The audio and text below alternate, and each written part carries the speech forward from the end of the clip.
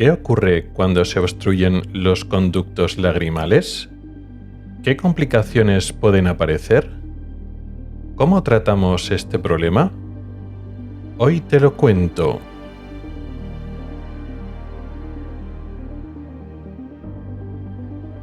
Ocularis, el podcast de salud visual con el oftalmólogo Rubén Pascual.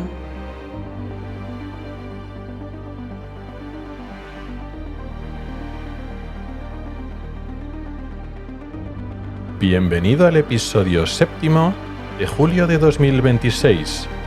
¡Comenzamos!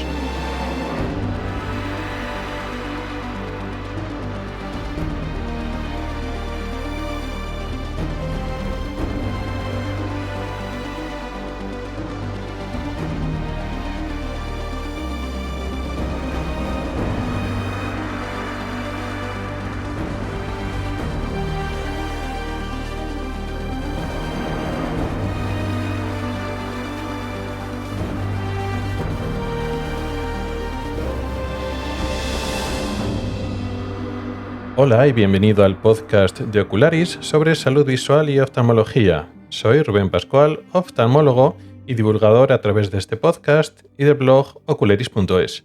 Este es el episodio 7 de la 10ª temporada, correspondiente al mes de julio de 2026. En el tema principal de hoy vamos a hablar de las vías lagrimales y concretamente su enfermedad, la patología más frecuente, que es la obstrucción, el atasco de estos conductos, que produce unos síntomas muy característicos, pero no son excesivamente específicos, con lo cual habrá que ser cuidadoso con el diagnóstico. Y también veremos que aparte de los síntomas típicos, pueden aparecer ocasionalmente complicaciones más serias y también explicaremos cómo lo tratamos, cuáles son los principales tratamientos de este tipo de obstrucción, que como ya veremos serán mayoritariamente intervencionistas o quirúrgicos. Y también explicaremos que aunque estamos hablando como si fuera una sola enfermedad, hay dos entidades bien diferenciadas dentro de este amplio concepto que es la obstrucción de vías lagrimales. Pero antes, en la sección de noticias e investigación, vamos a hablar de miopía, de cómo van las investigaciones, ya no solo de tratamientos, que es un poco lo que más hemos ido hablando y parece que más se investiga, o mejor dicho, es la investigación que se hace más famosa y llega más al público, sino vamos a profundizar un poquito más y vamos a hablar de las causas de la miopía, que además este tipo de investigación básica es la que probablemente nos lleve a vías de investigaciones terapéuticas de mejor calidad. Y veremos si podemos relacionar la miosis, el diámetro de la pupila que se haga pequeño, con el esfuerzo visual de cerca, si eso podemos enlazarlo o podemos relacionarlo con la miopía. Y finalmente, en el apartado de preguntas de los oyentes, vamos a hablar de un síndrome con un nombre un poco raro, el llamado síndrome de Sjögren, que es una forma especial de ojo seco, pero que tiene otro tipo de complicaciones o de características añadidas que conviene explicar.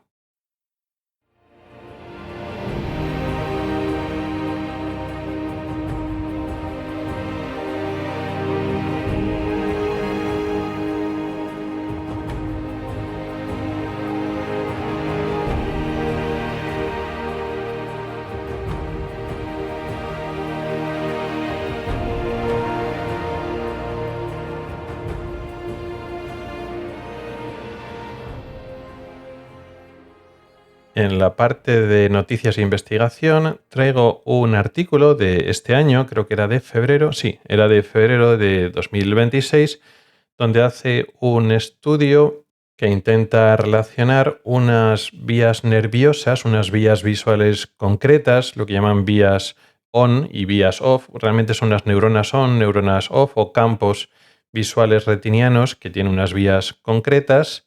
Y si este tipo de circuitos neuronales retinianos y de nervio óptico tienen relación con la aparición de la miopía, teniendo en cuenta cómo este tipo de vías se ven iluminadas en mayor o menor medida.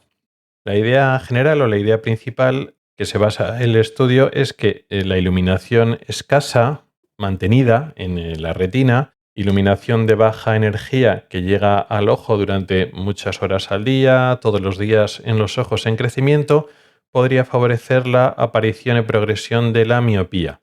Esta hipótesis de inicio parece avalada con los estudios que ya tenemos, que tienen más evidencia, que nos dice que hay beneficios de aumentar las actividades de las personas jóvenes al aire libre, es decir, muchas horas de luz solar a la semana implican menos riesgo o menos incidencia o prevalencia de miopía. Y también iría de la mano del hecho de que la atropina, los colirios de atropina, parece que frena la miopía, por lo menos de forma temporal, aunque ya he explicado que estos estudios son muy dudosos, pero en este caso los autores de este estudio dan esa hipótesis por válida y el planteamiento es este. Cuando tú estás mucho tiempo al aire libre, recibes gran cantidad de luz, con lo cual estos campos retinianos, campos on, campos off, reciben mucha energía.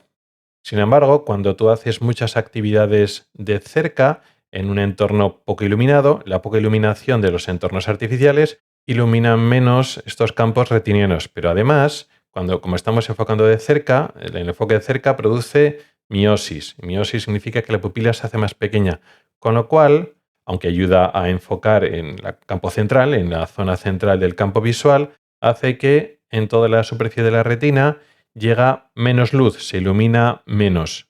Y ellos enlazan con que el efecto presuntamente positivo de la atropina contrarresta en parte esta miosis. Hace que cuando estamos leyendo las pupilas no se contraen tanto por el efecto de la atropina. Y por tanto la atropina tendría un papel protector porque no hace que disminuya tanto la iluminación de la retina. Es un poco la hipótesis de trabajo que plantea este estudio.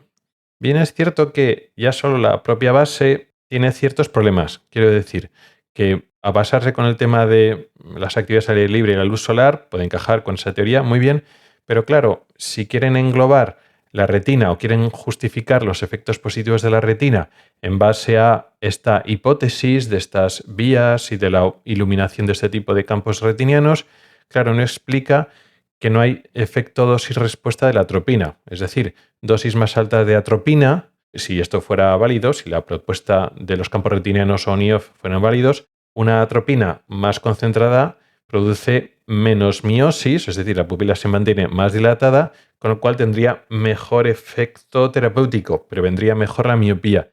Hemos visto que no es así, que concentraciones más altas de atropina no protegen contra la miopía mejor que concentraciones más diluidas. De hecho, en algunos estudios ocurre exactamente al contrario, con lo cual no tiene sentido con esta hipótesis. Y tampoco, y esto es muy importante, no explica el efecto rebote que lo que le ocurre a la retina, que no le ocurre a lo de las actividades al aire libre. Aunque no es el tema de hoy, ya he explicado en otros episodios que el tema de la atropina yo creo que se explica de una forma más parsimoniosa, es decir, tiene más sentido aplicar la navaja de Occam en este caso. Es decir, ¿por qué parece que funciona la atropina? Sesgo de publicación y un mal diseño de los estudios que hace que la atropina sea un propio factor de confusión, porque los estudios que demuestran, entre comillas, el efecto positivo de la atropina están mal diseñados, no se excluye correctamente el efecto de la pseudomiopía o el exceso de acomodación y entonces ahí la atropina está siendo un factor de confusión. Así que eso encaja mucho más con el efecto rebote de que la atropina no cambia el curso de la enfermedad porque realmente no estamos midiendo que frenemos la miopía verdadera. Estamos confundiendo excesos de acomodación y falsa miopía con miopías auténticas. Eso explica mucho mejor ese presunto efecto de la atropina y eso también explica por qué el aumento de las actividades al aire libre, el cambio del estilo de vida, tiene un efecto radicalmente diferente al de la atropina. Volviendo al estudio como tal, los propios autores del artículo ya explican que sí, sus hipótesis de trabajo, lo de las vías on, las vías off, son altamente especulativos, que realmente no están ofreciendo una evidencia de nada. Son líneas de trabajo que está bien para seguir investigando, pero en la práctica clínica todavía no están haciendo avanzar significativamente el conocimiento que tenemos sobre la miopía. Y que realmente su hipótesis de que la miosis acomodativa, el hecho de que estemos forzando la vista de cerca y al estar enfocando de cerca las pupilas se hagan más pequeños y que eso ya sea factor causante directo de la miopía, todavía no tiene muchos indicios. Y el problema es lo de siempre, el factor de confusión. Los niños que están mucho tiempo leyendo de cerca en entornos cerrados no están fuera. Entonces el factor de confusión más importante, que es cuánto tiempo estás fuera al aire libre recibiendo luz solar y cuánto tiempo estás dentro, es el principal factor de confusión. Por lo tanto, seguiremos atentos a las líneas de investigación, pero de momento lo que tenemos que recomendar a la gente, a los niños, a los padres, es aumentar las horas al aire libre que hacen los niños, pero limitar directamente el tiempo que están estudiando o mirando de cerca todavía no tiene una justificación clara a nivel de miopía. A otros niveles, por supuesto que pueden tener, o sea, el uso de pantallas o el exceso de actividades de cerca de los niños tienen otro tipo de problemas, pero aquí estamos hablando exactamente de la miopía. Entonces las recomendaciones tienen que ser claras y basadas en la evidencia, no basadas en nuestras opiniones o hipótesis que no estén totalmente fundamentadas en evidencia científica.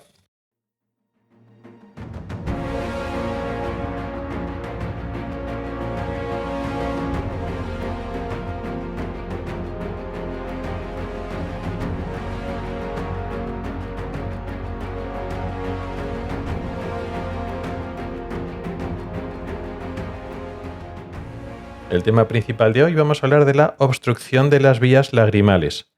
¿Qué son las vías lagrimales? Pues son las vías, los conductos, el sistema que tiene, vamos a decir, el sistema visual, que no es el ojo directamente, para conducir la lágrima, el líquido que envuelve y que protege y cubre la superficie ocular, desde ahí, desde la superficie ocular, hasta las fosas nasales. Es decir, que el sistema productor y excretor de lágrima no son las vías lagrimales. En la dinámica de la lágrima tenemos un sistema que produce la lágrima, las glándulas lagrimales, tenemos la interacción de la película lagrimal donde tiene que estar, en la superficie ocular, y luego tenemos el sistema de excreción, donde la lágrima viaja de donde estaba, de la superficie del ojo, hasta la nariz, hasta las fosas nasales. Bueno, pues es en esta tercera parte de lo que estamos hablando de las vías lagrimales. Ahora, para no confundir entre enfermedades de las glándulas lagrimales, no tiene que ver con la obstrucción de las vías lagrimales. Entonces, las vías lagrimales son esos conductos. ¿Y en qué consisten esos conductos? Bueno, pues tenemos los puntos lagrimales, que son esos agujeritos que son la entrada, el inicio de la vía lagrimal, que son dos pequeños agujeritos que tenemos en el párpado superior y en el párpado inferior. Y los tenemos pegados al ángulo interno, al canto interno, al rabillo del ojo, al ángulo del ojo, pero justo el que está pegado en la raíz de la nariz. Son dos agujeritos pequeños que están en el borde del párpado, en el borde libre, y se pueden observar si nos fijamos si vertimos un poquito esa zona interna del párpado. El del párpado inferior es más fácil de ver y el del párpado superior es un poco más difícil de ver, pero ahí está. ¿Los dos funcionan, pero son los dos igual de importantes? No, es mucho más importante el inferior que el superior, porque por un tema de gravedad, la mayor parte de la lágrima queda absorbida o pasa por el canalículo, bueno, por el punto lagrimal inferior y luego por el canalículo. Esos puntos lagrimales están conectados con unos tubitos que se llaman canalículos. Esos canalículos van ya por dentro del espesor del párpado y se juntan. Se juntan en lo que se llama canalículo común. Por lo tanto, tenemos un canalículo superior, canalículo inferior, y llega un canalículo común. Ese tubito común también es muy cortito y llega, digamos, a la estructura más importante o más grande, que es el saco lagrimal, que es una dilatación de estas vías lagrimales que están, bueno, pues más o menos en la raíz de la nariz. No se nota, al intentar palpar esa zona no palpamos mucho, siempre que el saco lagrimal esté en situación normal, es decir, no esté dilatado, ni inflamado, ni nada de eso. Y ese saco lagrimal se prolonga por abajo por el conducto nasolagrimal que desemboca en la fosa nasal, concretamente en una zona de la fosa nasal que es en el meato inferior. De tal forma que con el parpadeo hace como de bomba, que lo que hace es mover el líquido, mover la lágrima, va entrando de forma pasiva, de forma activa con el movimiento de parpadeo, la lágrima por estos puntos lagrimales, se van moviendo por los canalículos, llegan hasta el saco lagrimal y de ese saco va descendiendo por el conducto nasolagrimal hasta la nariz. Es importante tener en cuenta que ni la lágrima ni otros líquidos o secreción mucosa o mocos o infecciones no suben desde la nariz, que es un medio más infectado con más bacterias o virus, hacia la superficie del ojo. ¿Por qué? Porque hay una serie de válvulas, unas membranas que están perforadas, que tienen una angulación y una disposición de tal forma que el líquido que va de arriba a abajo atraviesa las válvulas, pero de abajo arriba es muy difícil que ascienda ningún líquido ni nada de eso. Eso es cómo funciona normalmente.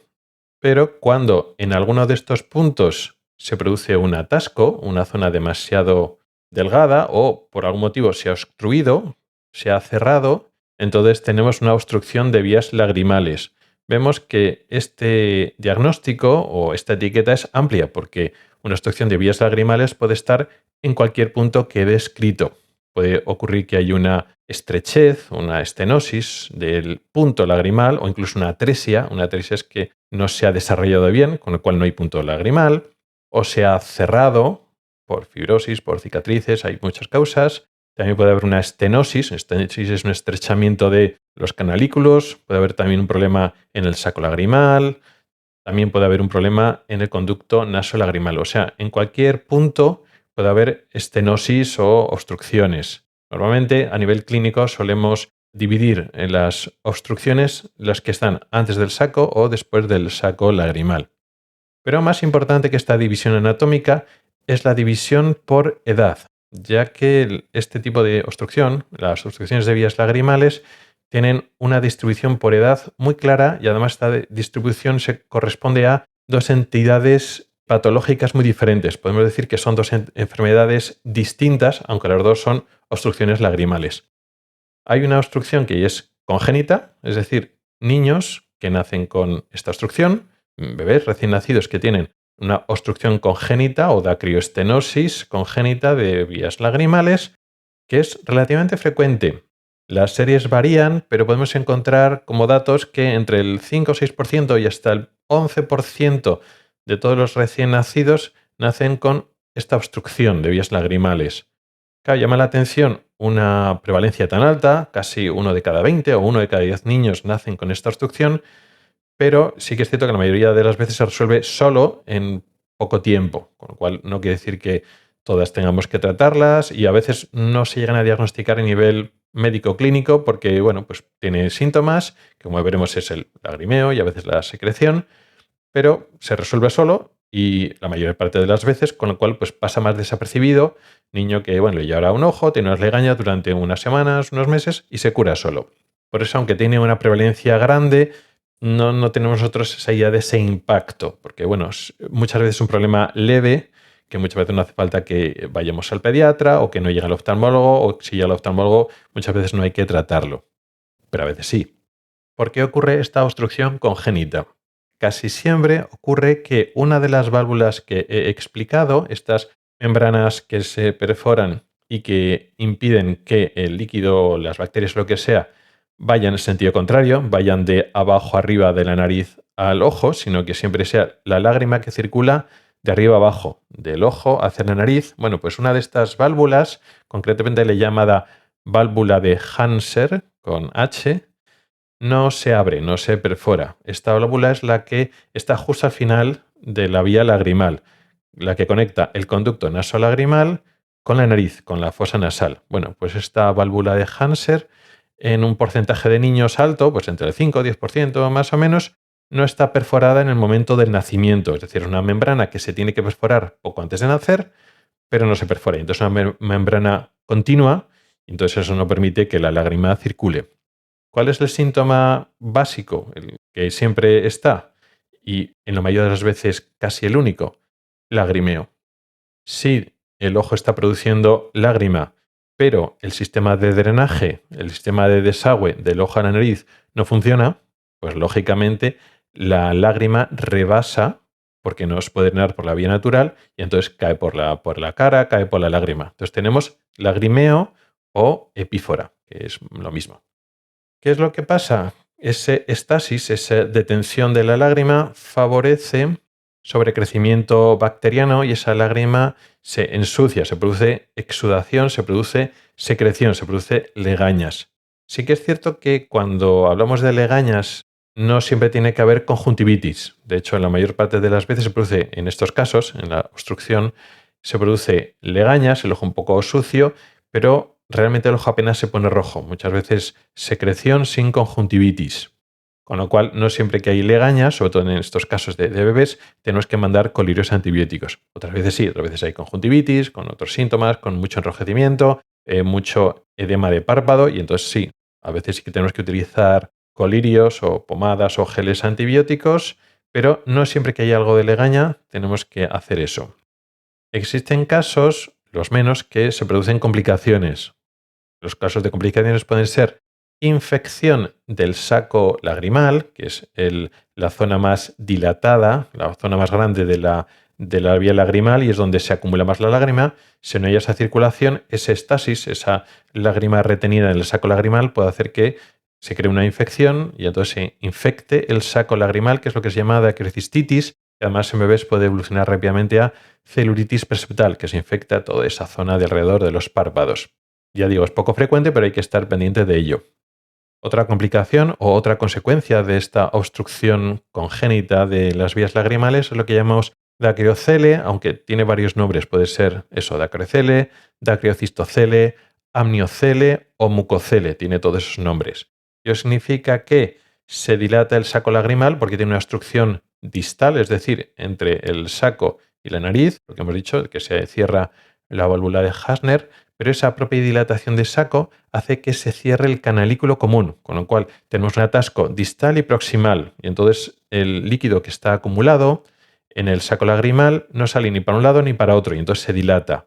Eso, incluso aunque no dé síntomas, se produce un abultamiento de color azulado en la zona del saco lagrimal del niño, e incluso aunque no esté infectado o no dé síntomas, eso sí que es un motivo para que hagamos el tratamiento sin esperar, que sería el sondaje, como voy a explicar ahora, pero normalmente el sondaje esperamos un tiempo, pero hay circunstancias en las que no esperamos. Una de ellas es que haya un dacriocele, que digo es muy infrecuente, pero cuando ocurre, pues no esperamos y sondamos para resolver el problema. ¿Cuál es el tratamiento?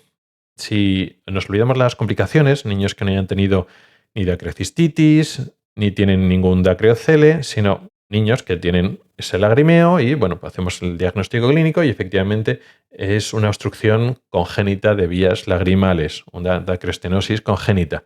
Pues la mayor parte de las veces que hacemos, esperamos, por lo menos a día de hoy. Hace unos años, unas décadas, éramos más intervencionistas, se hacía el sondaje inmediatamente. Ahora nos damos cuenta que entre el 90 y el 95% de las veces, si no más, se soluciona dentro del primer año.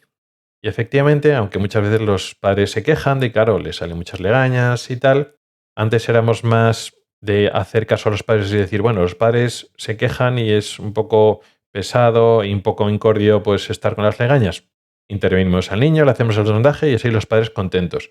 Pero nos damos cuenta que estamos sometiendo a unos riesgos al niño, porque no deja de ser una intervención, con sus riesgos por la anestesia y por la propia manipulación de los conductos lagrimales, para un proceso que con 95% de seguridad, si no más, se va a resolver solo. Entonces estamos sustituyendo el incordio que pueden tener los padres, porque va a estar unos meses, unas semanas o unos meses con legañas al niño, con someter al niño a unos riesgos. Entonces ahora somos más conservadores e intentamos aguantar. Las guías clínicas pueden variar entre unos sitios y otros, pero más o menos podemos esperar un año. 6 o 8 meses espera ya casi todo el mundo. En general un año. Algunas personas esperan, o algunos médicos esperan un poco más, pero más o menos casi todos los que se van a resolver espontáneamente lo hacen dentro del primer año. Y entonces, si tú esperas, solo quedan muy poquitos y ya que se resuelvan solo ya es menos probable. Y entonces, a partir del año más o menos, sí que planteas el sondaje. Aunque ya digo, puede variar. No significa que el que espera 14 meses lo haga mal o el que sonda con 8 o 10 meses lo haga mal. Al fin y al cabo, pues esto se va adaptando a cada lugar. También depende del acceso, la accesibilidad, la valoración de riesgos, etc. El tratamiento, que no es quirúrgico como tal, pero sí que es intervencionista, el sondaje consiste en meter una sonda es como una especie de tubito o guía de metal. lo pasamos por el canalículo inferior, lo pasamos, llegamos hasta el saco lagrimal, bajamos por el conducto lagrimal y lo que hacemos es forzar la entrada, es decir, perforar la válvula de Hanser. Y con eso, en principio, solucionamos el problema normalmente. Sí que es cierto que también hay excepciones, hacemos un sondaje, no funciona, volvemos a repetir otra vez el sondaje, a veces con una sonda un poquito más gruesa para intentar dilatar más el conducto lagrimal y la válvula, y a veces no es suficiente y tenemos que dejar un sondaje puesto durante unas semanas, unos meses, para evitar que esa válvula o esa zona estrecha se vuelva a cerrar al poco tiempo de haber hecho la dilatación. Pero ya digo, estos casos son los menos.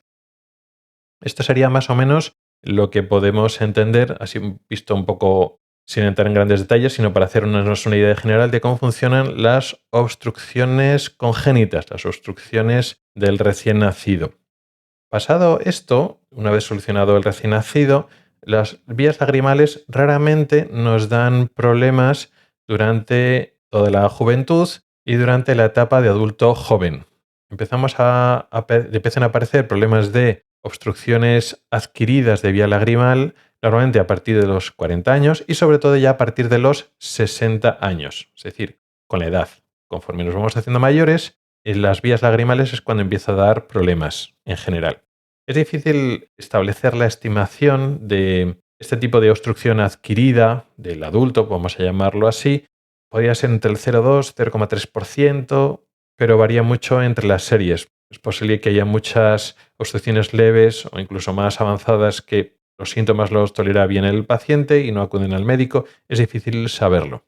¿Cuál es la causa? Hay varias causas, pero lo normal, lo que llaman obstrucción primaria, sin una causa fácilmente reconocible, está relacionada posiblemente con la edad, el deterioro que pasa con los años con estos conductos. Se habla de una inflamación crónica de estos conductos, una fibrosis y un estrechamiento progresivo en alguna zona de estos conductos. Sí que es cierto que hay los menos, pero hay otras causas mejor definidas. Puede ser una causa traumática, es decir, un traumatismo, un golpe o un traumatismo cortante, algo que haya seccionado y que haya cortado esta vía lagrimal en la raíz de la nariz o en la zona interna de los párpados que corte estos conductos lagrimales. Lógicamente, esta causa traumática depende menos de la edad, ya está menos asociada a partir de los 60-65 años, sino pues personas más jóvenes que hayan tenido un traumatismo pueden sufrir este tipo de obstrucciones lagrimales, pero porque tienen la causa muy definida. Y lo mismo podemos hablar si hay una causa neoplásica, es decir, un tumor que ocurre ya en esta zona y afecta a la vía lagrimal, y causas mecánicas, pero en general, si nos olvidamos de estas causas secundarias, que ya digo son menos frecuentes, la causa primaria es un deterioro general de los conductos lagrimales asociado a la edad, entonces es en gente más mayor.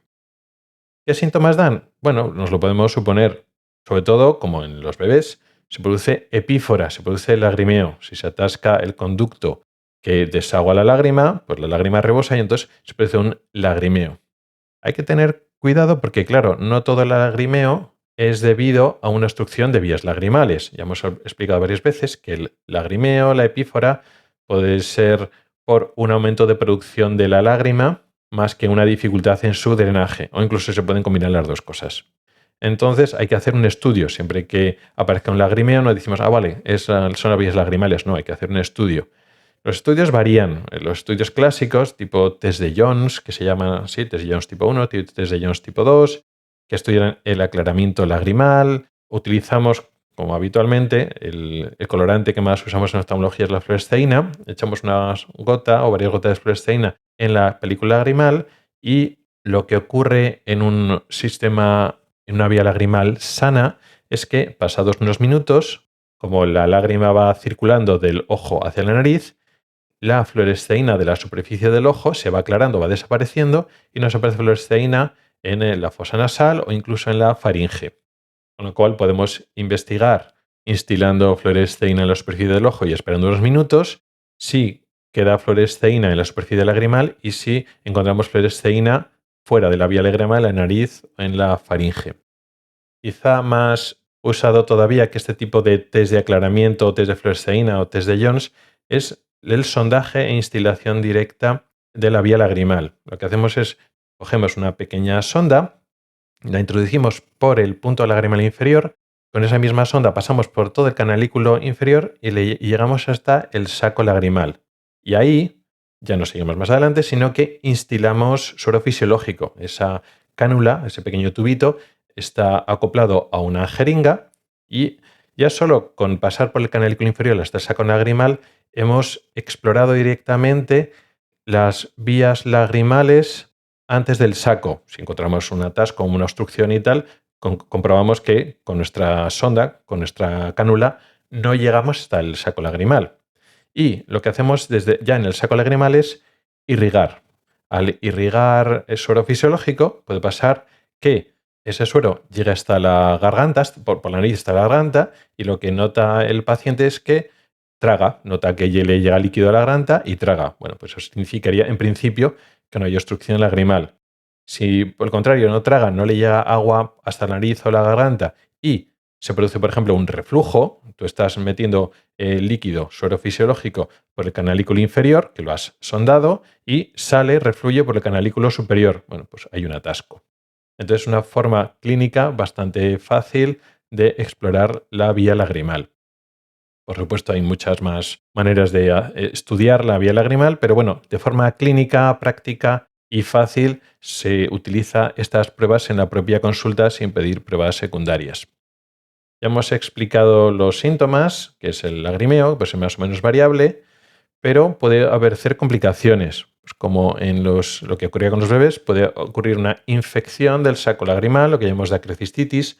Aquí es más frecuente, en los adultos es más frecuente la dacrocistitis que en los niños. Entonces hay una infección del saco lagrimal, que puede ser recurrente, pues tener un episodio que lo curas con antibióticos, etcétera, pero como la causa está, si ya una vez has tenido una dacrocistitis, tienes más riesgo de tener otros episodios de dacrocistitis en el futuro. ¿Cuál es el tratamiento? Aquí el sondaje lagrimal, como hacemos en los bebés, no es lo que hacemos. Hace falta una solución más definitiva. Y el tratamiento más habitual es lo que se llama, es una cirugía, y lo se llama dacriocistorrinostomía. Decimos una ostomía, un agujero nuevo, por decirlo así, que junta el saco lagrimal, lo que se llama dacriocisto, hace referencia al saco lagrimal, hasta la nariz, rino. O sea que, aunque el nombre sea un poco largo y complejo, realmente es muy descriptivo. Es dacriocisto, saco lagrimal, rino, nariz, ostomía, agujero. Entonces producimos un agujero, una forma de unir el saco lagrimal directamente a la fosa nasal. Hay muchas estrategias. Ahora lo que se usa casi siempre, o se ha ido imponiendo, es la realización de esta ostomía, de esta dacriocistorrinostomía, de forma endoscópica. Metimos un tubito que es como un endoscopio por el punto lagrimal. También metemos otro endoscopio por la nariz, por la fosa lagrimal. Se puede pasar a hacer el agujero por láser desde la parte del ojo, desde la parte del saco lagrimal hasta la nariz, o se puede hacer al revés. Hay diferentes técnicas, hay colaboración entre el oftalmólogo y el otorrinolaringólogo. Esto ha ido cambiando y mejorando en los últimos años, aunque todavía existe la posibilidad de hacer lo que se llama dacriocistorrinostomía abierta, no endoscópica, sobre todo para casos donde o fracasa la forma endoscópica o pues depende del tipo de hospital o el acceso a los medios. Si no tenemos forma de hacerlo endoscópica, pues está la forma abierta clásica, convencional. ¿Hace falta hacerlo siempre? ¿Lo hacemos en todos los casos? Pues depende. Hemos hablado de que esto ocurre en personas mayores. Podemos encontrar a personas a partir de 70, 80 años que podemos diagnosticarla, de decir, bueno, pues efectivamente hay una obstrucción nasolagrimal, la persona tiene lagrimeo, pero no ha tenido más complicaciones, no ha tenido dacrocistitis y quizás el lagrimeo no le produce demasiado problema y, bueno, pues por su estado, por su edad, someterle a una intervención quirúrgica igual no es lo mejor. Incluso tenemos personas que tienen ojo seco y esta obstrucción de vías lagrimales. Curiosamente, estas personas que tienen ojo seco y baja producción de lágrima, el hecho de que tengan una obstrucción de vías lagrimales compensa en parte el ojo seco. Con lo cual, pueden tener algo de lagrimeo, pero pueden tener menos síntomas o menos problemas por su sequedad, precisamente porque digamos que una enfermedad compensa en parte a otra enfermedad. Y a veces, si lo solucionas la obstrucción de vías lagrimales, sí, no le llora el ojo, pero va a tener mucho más problemas de ojo seco. Entonces, a veces hay que hacer el estudio. Estudias la calidad de la lágrima, la posible sequedad ocular, y si no tiene mucho problema de lagrimeo, pues a veces no te metes, primero por no someter a una cirugía, bueno, que tiene cierta entidad, hay que perforar un hueso, no es como la cirugía de la catarata, sino el posoperatorio a veces puede ser fastidioso. Y bueno, pues depende de la edad, del estado de salud de la persona y de los síntomas que tiene, podemos optar por observar y no tratar de momento, porque ya digo, si no tiene acrocistitis, no tiene otros problemas y simplemente es lagrimeo, tampoco es perjudicial para el ojo que las vías lagrimales estén atascados. Entonces tenemos que valorar los síntomas, lo que le está produciendo al paciente, riesgos y beneficios, como todo. Con lo cual, muchas veces obstrucciones leves, obstrucciones poco sintomáticas o obstrucciones que conviven con ojos secos, podemos valorar simplemente no tratarlas.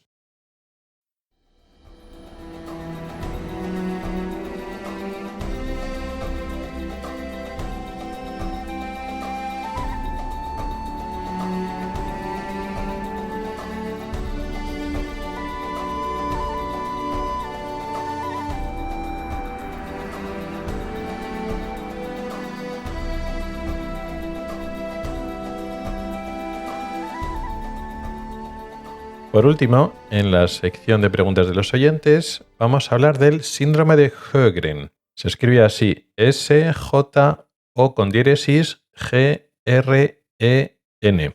Y esta no es una enfermedad exclusivamente ocular, sino es una enfermedad autoinmune general, donde nuestras defensas, nuestro propio sistema inmune, ataca estructuras de nuestro cuerpo, concretamente a nuestras mucosas, a las glándulas que humedecen nuestras mucosas. Por lo tanto, se produce sequedad de boca, de garganta, de las mucosas genitales, de la nariz y también de los ojos. Por lo tanto, en lo que nos incumbe a nosotros, a los oftalmólogos, no deja de ser más que un ojo seco, pero normalmente más grave que los habituales. Si lo comparamos con el ojo seco senil, que se produce por la edad, por factores hormonales y degenerativos asociados, pues ya digo, a la edad, el síndrome de Sjögren suele tener un punto más o varios puntos más de gravedad. Clásicamente se ha pensado o se ha considerado que el síndrome de Sjögren es lo que se llama acuodeficiente. Dentro del ojo seco hemos clasificado qué es lo que falla en la película lagrimal. La película lagrimal tiene tres componentes: el componente acuoso, que es el agua, el componente lipídico, esos ácidos grasos que se producen por las glándulas de meibomio presentes en los párpados, y la parte proteica. Y como el síndrome de Sjögren daña y produce una destrucción de las glándulas lagrimales, sobre todo las que producen el componente acuoso, pues se ha pensado que el problema del Sjögren es sobre todo acuodeficiente, y eso es cierto solo en parte. Ahora se sabe más que también se afectan las glándulas de meibomio y por tanto hay un componente lipídico que no deberíamos ignorar, y sobre todo hay que tener en cuenta que el ojo seco, ahora ya sabemos que el ojo seco no simplemente es la falta de algún componente de las lágrimas o varios componentes de las lágrimas, sino es un proceso activo de inflamación crónica que afecta a la superficie del ojo, la propia inflamación afecta a las glándulas de la lágrima y se produce un círculo vicioso. Y hay un componente autoinmune, con lo cual hay un componente de inflamación activa ya propio. Es decir, si el ojo seco por otras causas degenerativas no primariamente inflamatorias se produce una inflamación crónica, y hay unos mediadores inflamatorios por el propio ojo seco en otras enfermedades que no son autoinmunes, aquí ya hay un componente inflamatorio propio, primario, en primera instancia, con lo cual el componente inflamatorio igual tenemos que darle más importancia a esta enfermedad que antes no se lo dábamos. ¿Cómo diagnosticamos esta enfermedad? Bueno, pues es un ojo seco, con el diagnóstico del ojo seco, que es clínico, por los síntomas, por el aspecto en la lámpara hendidura, las típicas lesiones en la conjuntiva y en la córnea de la sequedad ocular, normalmente una sequedad más intensa. Sí que es cierto que en este contexto tenemos que hacer una mención a un diagnóstico clásico del antiguo del ojo seco, que es el llamado test de Schirmer, que a día de hoy lo usamos muy poco, con excepción precisamente del síndrome de Sjögren. ¿Por qué? El test de Schirmer, que se escribe S-C-I-R-M-E-R, consiste en unas pequeñas tiras de papel que se dobla una especie de pestaña y se ponen unos pequeños milímetros en contacto con la superficie ocular, sujeto entre el globo ocular y el párpado inferior, y el resto de la tira de papel, unos 2 centímetros de papel, asoman hacia afuera. Y dejamos unos minutos, un tiempo, las tiras ahí puestas en la superficie del ojo, y la lágrima poco a poco va empapando en la tira de papel, y la parte de papel que se está mojada va avanzando con el paso de los minutos, conforme va, por capilaridad, va avanzando esa línea de lágrima, ¿no? La parte mojada del papel. Sí que es cierto que hay dos tipos de Schirmer, tipo 1, tipo 2, si ponemos anestésico o no ponemos anestésico, y así estamos midiendo la lágrima basal cuando ponemos anestésico, o la lágrima basal más refleja cuando no ponemos anestésico. El propio roce del papel estimula la producción refleja de lágrima. Pero no nos vamos a meter en estos detalles, ni saber hasta cuántos milímetros se considera normal o no normal. Solo saber que ese test nos serviría para todo tipo de ojo seco, vamos a llamar acuodeficiente, pero no lo usamos casi en lo que a la parte oftalmológica. Usamos otros test menos incómodos y que nos dan más información. Sin embargo, para el diagnóstico de enfermedad de Sjögren que hacen los reumatólogos o los internistas, uno de los criterios es que tenga un test de Schirmer patológico, con lo cual cuando estos compañeros médicos reciben un paciente con sospecha de síndrome de Sjögren, con sequedad de mucosas, aparte de biopsias y otros diagnósticos, otras pruebas diagnósticas mayores, nos piden a los oftalmólogos que hagamos este test para saber si es positivo o es negativo. Y este es el motivo principal por el que seguimos haciendo test de Schirmer en la práctica clínica. Cuando nos piden, bueno, pues sospecha de Sjögren, por favor nos hagan el test de Schirmer. Porque normalmente para nosotros, para diagnosticar o tratar un ojo seco, sea de síndrome de Sjögren o sea otro síndrome, no solemos usar este test. Lo podemos utilizar, pero no lo usamos habitualmente. ¿Cuál es el manejo que hacemos los oftalmólogos? Bueno, pues como es un ojo seco, pues el manejo del ojo seco. Y o sea que, digamos, los escalones terapéuticos son en principio iniciales. Lágrimas artificiales, sin conservantes, de diferentes tipos, humidificación del ambiente, parpadeo, evitar flujos o corrientes de aire directos al ojo para evitar la evaporación. Bueno, poco el manejo normal del ojo seco. En estos casos, como ya digo que suelen ser graves, solemos necesitar directamente ir pasando a otros escalones terapéuticos un poquito más avanzados, como por ejemplo la oclusión de puntos lagrimales. Ponemos una especie de tapones pequeñitos en el punto lagrimal inferior. Del punto lagrimal ya he estado hablando hoy en la parte principal del programa. Ya he dicho que la mayor parte de la lágrima que se va por la vía lagrimal se va por el punto lagrimal y por el canalículo inferior. Bueno, pues ponemos un taponcito ahí, un taponcito que se puede quitar, y así evitamos que se vaya la lágrima, con lo cual tenemos en la enfermedad de Sjögren que el paciente produce poca lágrima, sobre todo el componente acuoso. Bueno, pues evitamos que la poca lágrima que produce el paciente se vaya por el punto lagrimal y así está más tiempo del ojo. Sí que es cierto que existen premisas teóricas que desaconsejarían esto, porque si hay un componente inflamatorio alto, el hecho de retener una lágrima inflamada y que esté más tiempo en el ojo podría no ser bueno para esto, una enfermedad inflamatoria como el Sjögren. Sin embargo, muchos pacientes refieren mejoría y están mejor, con lo cual, bueno, pues quizá es más importante la falta de lágrima, produce más inflamación, que el conseguir que permanezca la suficiente lágrima, aunque esa sea inflamatoria. Con lo cual, bueno, pues es una de las cosas que podemos hacer. Hay otros tratamientos un poquito más aparatosos, como gafas de cámara. Serían parecidas como las gafas de bucear, que producen una cámara de tal forma que la humedad del aire que está alrededor del ojo es mucho más alta que la del ambiente y entonces impide o disminuye la evaporación de la lágrima. Está más protegido con estas gafas en cámara. También se usa tradicionalmente las lentillas terapéuticas para lesiones en córnea, pero muchas veces los riesgos superan los beneficios. Entonces antes se usaba más, ahora se usa con mucho más cuidado. No es el tratamiento estándar, por lo menos del uso crónico del Sjögren. Cosas más novedosas, bueno, esto ya se lleva utilizando varios años, que es la estimulación de la producción de la lágrima, como con el uso de pilocarpina oral. Y también, quizá más importante aquí en el Sjögren, porque todo lo que estoy explicando ahora es común a todos los ojos secos más graves. Sin embargo, el control de la inflamación, que se usa en todos los ojos secos graves, aquí incluso en el Sjögren tiene más sentido todavía.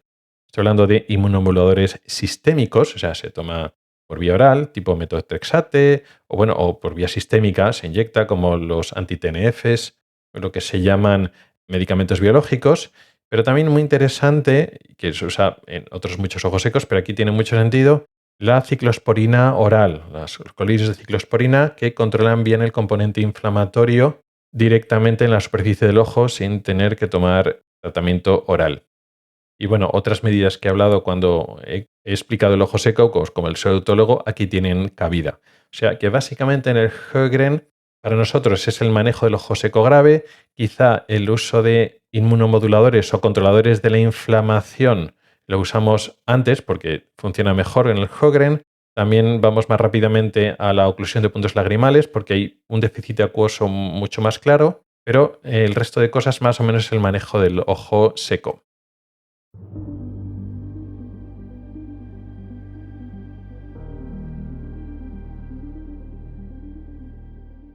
Y con esto finalizamos el programa de hoy. Un programa donde hemos hablado de las vías lagrimales, lo que pasa con la obstrucción lagrimal, que es la patología, la enfermedad principal. Hemos visto que hay dos espectros muy diferentes de la enfermedad, casi dos enfermedades diferentes, aunque con síntomas y mecanismos comunes, que es la obstrucción del recién nacido y la obstrucción del adulto, muchas veces ya del adulto mayor. Hemos hablado de las complicaciones, de los síntomas, del diagnóstico y del tratamiento, que casi siempre es intervencionista y quirúrgico. Pero antes, en la sección de noticias, hemos hablado de la miopía, de los estudios causales de la miopía y seguimos avanzando en el sentido de que hay líneas de investigación abierta. La miopía es una causa muy importante de problemas oculares en la población mundial y, como vemos, todavía nos faltan indicios o nos faltan pruebas para establecer hipótesis seguras de por qué estamos produciendo la enfermedad y en qué factores podemos intervenir y prevenir y tratar. De momento, a pesar de que seguimos atentos a las diferentes líneas de investigación, las recomendaciones siguen siendo las mismas. Mucha precaución con las medidas terapéuticas que se siguen ofreciendo, farmacológicas, lentes de contacto, etcétera, y la recomendación básica sigue siendo eso, aumentar las actividades al aire libre. Y finalmente hemos hablado de un tipo de ojo seco grave, el síndrome de Sjögren. Hemos entrado un poquito en su mecanismo, en la etiología, la fisiopatología, las causas y en los componentes inflamatorios que están ahí actuando, y hemos repasado, gracias al Sjögren, lo que sería el ojo seco grave. Muchas gracias por el tiempo que has dedicado a escucharme.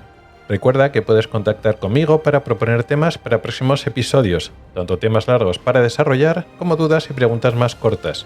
También puedes comentar o proponer noticias y temas de actualidad. Puedes escribirme a través de mi correo electrónico, que es ocularis@ocularis.es. También puedes hacerlo a través de Telegram, X, Mastodon o LinkedIn. En las notas del programa están todas las formas para contactar conmigo y participar. Ahí también encontrarás enlaces a artículos del blog y episodios del podcast relacionados con el tema de hoy. Hasta el próximo episodio.